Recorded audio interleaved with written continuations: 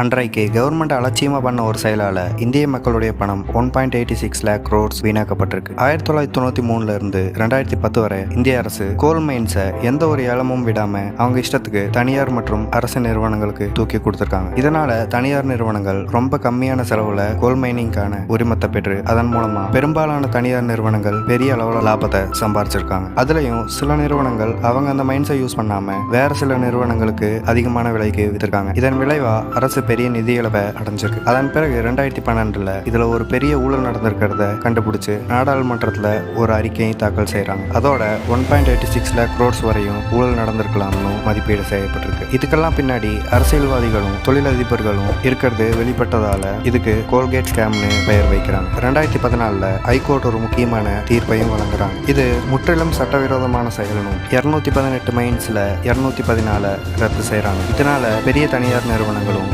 அரசோட சொந்த நிறுவனங்களும் பெரும் இழப்பை சந்திக்கிறாங்க. 2017 மற்றும் 2018 சிபிஐ இதை விசாரிக்க தொடங்கும் போது இதுல சில அரசு அதிகாரிகள் மற்றும் தொழிலதிபர்கள் சிறையில் அடைக்கப்படுறாங்க.